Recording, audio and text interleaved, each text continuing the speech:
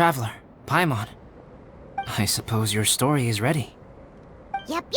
How about you? Do you need some more time? No need. I am also ready to tell my story. Paimon calls dibs. Paimon first! Please, go ahead. Okay, here goes. Once upon a time, there was an evil researcher who went into the mountains and did a crazy experiment on whopper flowers to transform their appearance. After a lot of pain and suffering, the whopper flowers finally took on a human form. Then they stood by the side of the mountain to wait for unsuspecting bypassers. To whoever spoke to them, they would ask them questions such as, "Who am I? Who are you?" If the bypasser got the wrong answer, the last sound they'd make would be a yelp before the whopper flower ate them alive in one bite. Ooh, truly frightening. What the? You two aren't scared at all! Don't go nitpicking, okay? If you didn't like the story, go write your own!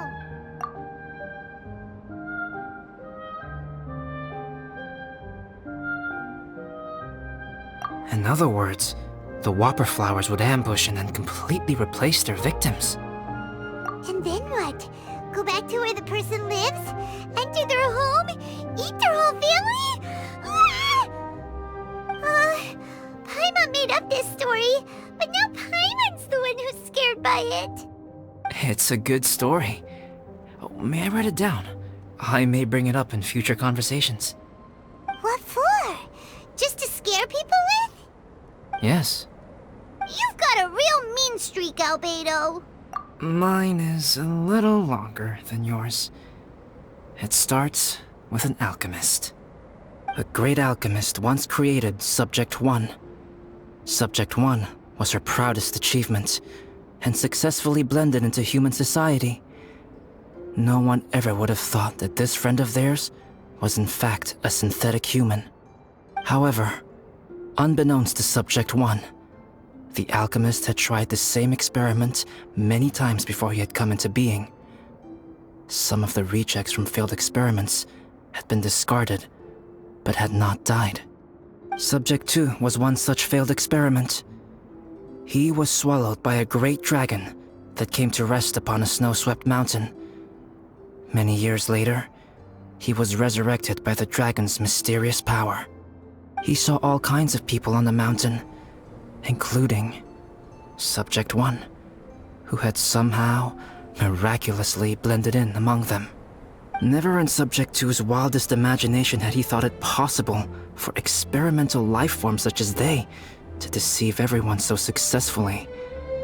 He saw the way humans accepted Subject 1 as a friend, witnessed their affection as they addressed him by name. This was what Subject 2 wanted. Now, all that Subject 2 desired was to replace Subject 1 and take the joy of his existence for himself. This is giving Paimon the chills. So scary. Subject 2 began to unfold his plan. He stole Subject 1's books and notes and studied all that Subject 1 had learned from the alchemist. Subject 2 was highly intelligent, and he learned quickly. He changed his face into an exact replica of Subject 1's face. Then, he found a plant with mimicry capabilities and transformed it using dragon blood and alchemy. And so, not only did Subject 2 transform his own appearance to perfectly match that of Subject 1, he also created a third entity, Subject 3. What? There's 3 of them now? But Subject 2 wanted to become a perfected human. So, he erased a mark on both his and Subject 3's necks. For these marks were symbols of imperfection. In my view, it was probably a subconscious act, an instinct. He so desperately craved to become a perfect human being that he forgot something.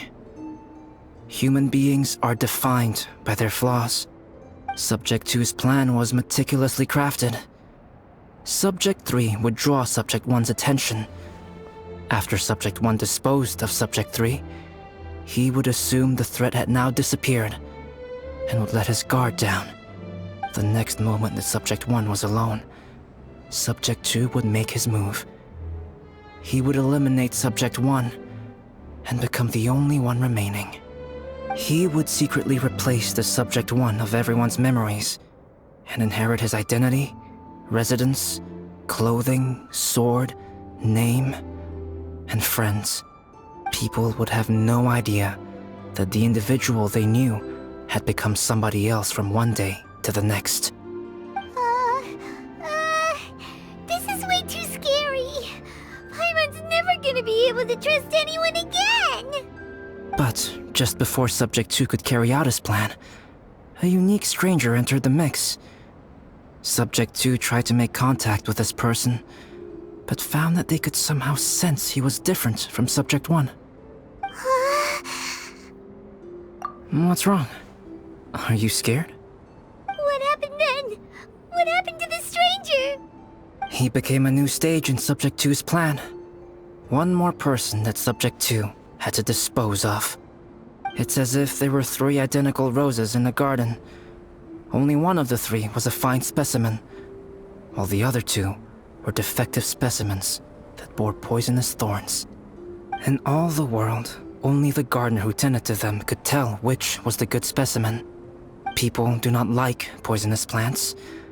Only a perfect rose can fetch a high price. If the inferior specimens wanted to conceal the fact of their worthlessness, they would have to take the gardener out of the picture, using their poisonous thorns. This is exactly what Subject 2 was thinking. So, he hid in the shadows and waited patiently. Maybe soon, he would get his chance to become truly human.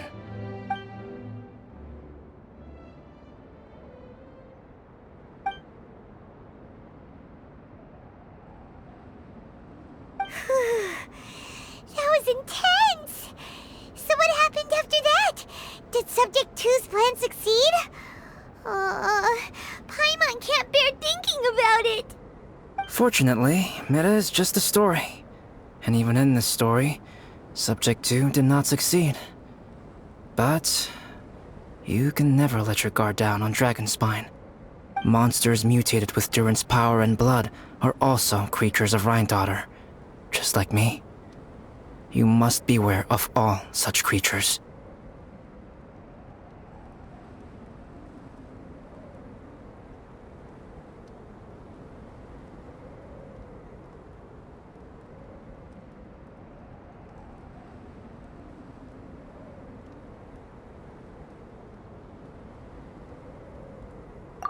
I'm glad to hear that. It's okay. I know what I am. You and I are both different, so there is no need for me to hide the truth from you.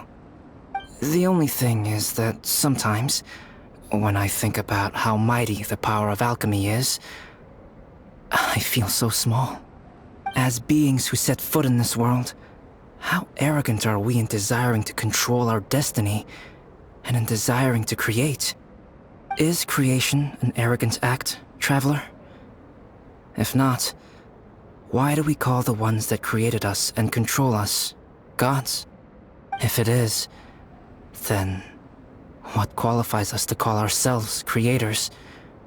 How far must we take our reverence and respect, and what purpose does it serve? Nothing special, but whenever I think about it, I feel a twinge of grief. Poor Albedo. Hello? Traveler, are you here? Hey, is that Amber? Thought we might find you here. We're here to deliver a message from Cyrus. There's gonna be a big event down at the base camp, and they want you there too, Traveler. Winter camp is nearing its end. Apparently, even provisional instructors are required to attend. Looks like we need to go, Albedo. Bye for now. Then I won't keep you. I have some things to attend to here, so forgive me for not seeing you down. Don't worry about it. There have been no issues getting up and down the mountain recently. Is everyone ready? Let's not keep them waiting.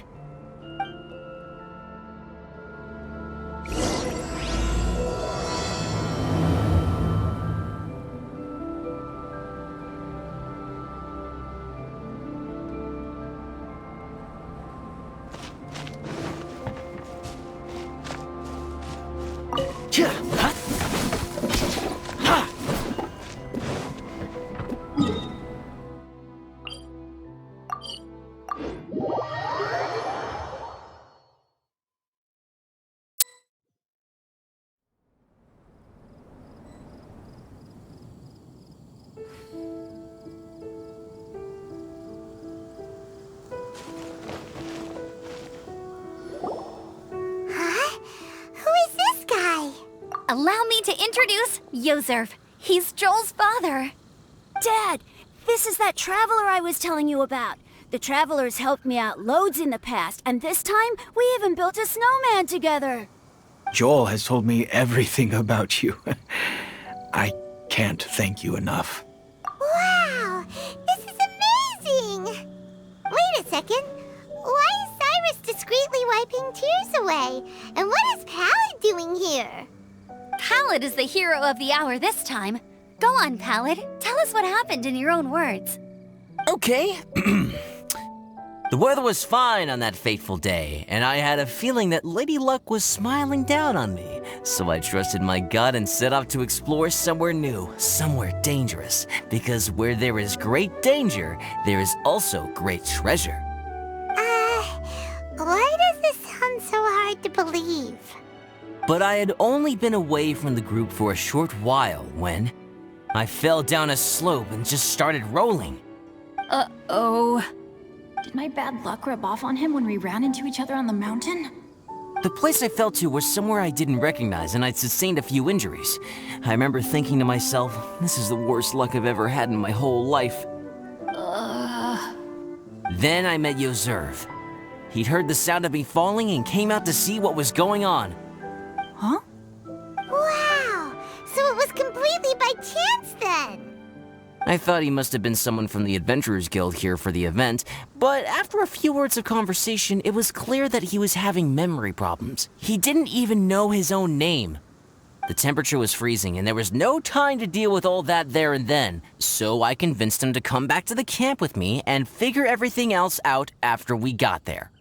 We got back to the camp, ran into Joel, and the moment he saw him, he froze for a second with this completely stunned expression on his face, and then he started crying out, "Dad! Dad!" That's when Yozerv suddenly started to remember. My memory has still not fully recovered, but Joel and his mother, they are the only ones that I will not, no, that I cannot forget. Daddy. Daddy's right here, Joel. Daddy's right here. Yozerv, don't you remember anything else at all? The poor princess, feeding the foxes? I'm sorry. I have no recollection. Maybe it's because of the head trauma. I'm not sure. I woke up and found myself covered in blood. My things were gone, and there was nothing to indicate who I was or how I got there. I crawled into a cave and settled in for a slow recovery. After my legs and feet were a little better, my hunting skills were what kept me alive. Dad, I was so worried about you. I'm all right now, Joel. Oh, don't cry. Daddy's not going anywhere. I'm here to stay. Oh, this is good. This is good. You know what, though? I definitely think my luck got worse after running into Benin on that mountain. I knew it. I just... No. I just meant if it weren't for you, there's no way I ever would have run into Yozerv on a mountain this huge. Besides, we got back safely, didn't we? So don't blame yourself. Maybe sometimes miracles can only happen when you get just unlucky enough. Pallid. When did you become such a smooth talker, huh? Huh? Am I? I was just telling the truth. Oh, yeah. I want to say thank you to the Traveler, Uncle Cyrus, Auntie Eula, and Auntie Amber. Thanks, everyone. You all helped look after me, and I will always remember it. But I guess I can't take the snowman with me, or it'll melt once it leaves Dragonspine. It's such a shame. Oh, I can help with that. One moment. Huh? Eula? Here, take this. It's powdered rime. Just add it to your snowman, and it will never melt. Wow! Really? Oh, this is awesome! You're the best, Auntie Eula! Dad, I have an unmeltable snowman now! How cool is that? How can I ever repay you all? Thank you all. Thank you from the bottom of my heart. Dad, I want to go move the snowman. Can we do it now, please? Okay, I'll be leaving with Joel now. I'm sure I'll see you all another day. Very well, very well. It's time for Pallet and I to have another discussion concerning his breaches of adventurer discipline.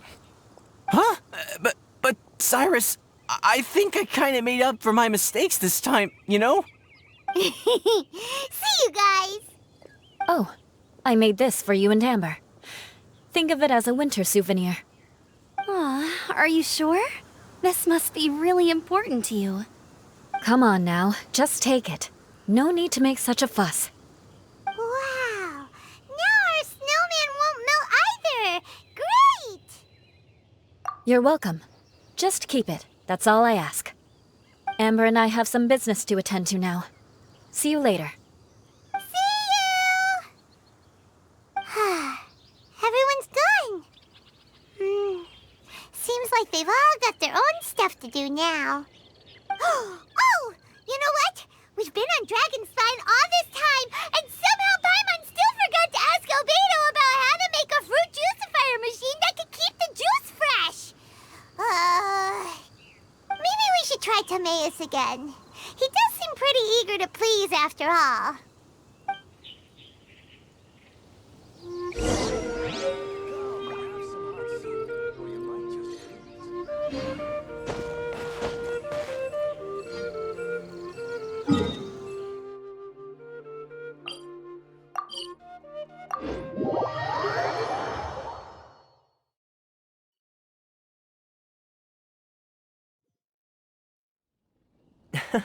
Lovely weather we're having. Will you join me for a walk? Timaeus!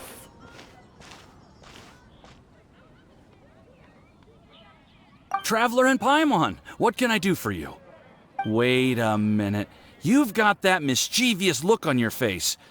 Oh, you're not still thinking about that ridiculous juicer thing, are you? Timaeus, will you help us? Well, if the Traveler isn't really interested, then, yeah, maybe I'll give this one a pass. It's just the weirdest request ever. No, but Paimon's Sunsettias are gonna go to waste without it. And the time it would take me to research something like that, I could probably pick those Sunsettias again 10 times over. New research project, Timaeus? We meet again. Oh, Albedo, thank goodness. So the situation is, Paimon wants a machine that can turn fruit into juice and keep the juice fresh. I mean, surely it's... Majorly important, that's what it is. If you can manage to invent this, we'll never have to worry about fruit going bad ever again. That's impossible.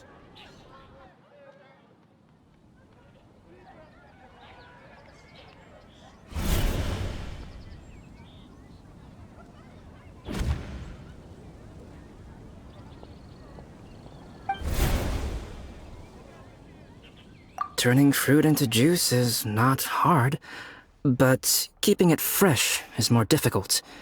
But if you simply want to keep the fruit from rotting, there are many ways to achieve this. Right, Traveler?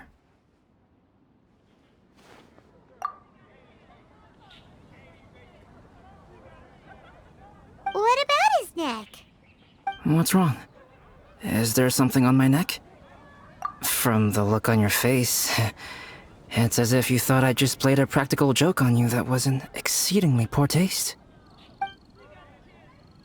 Albedo, you were saying, how do you stop fruit from going bad? Well, one way would be to bury your fruit on Dragonspine, where the snow never melts all year round. But then Paimon won't be able to eat them! You could always live on Dragonspine. No, too cold for Paimon. Or you can give the fruit to me, and I would take it to Dragonspine for you. But since you don't like the cold, you'd have to send someone else to pick them up when you want them. This is where you come in, Traveler. Suddenly sounds a lot more feasible with other people doing all the work. Okay then, shall we go with that idea? Fruit buried on Dragonspine will stay fresh for much longer. However, it is also possible that the fruit will sprout and grow into fruit trees. Who knows? Maybe the next time you visit, it will have grown into an orchard. You can water the trees, add fertilizer, and when they finally bear fruit, you will have some fresh sunsettias. No way! Then Paimon will have to be a gardener! That's not the goal here. Oh? Well, I don't think being a gardener is so bad.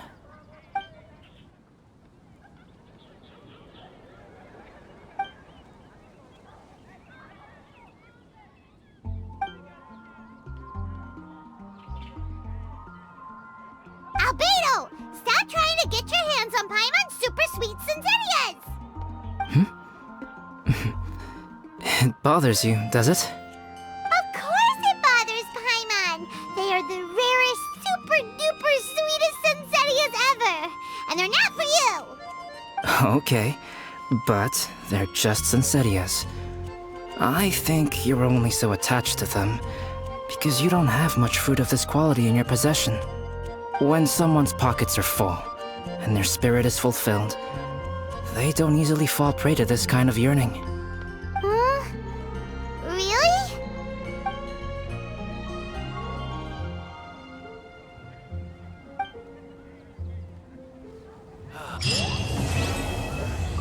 Welcome. How can I help you?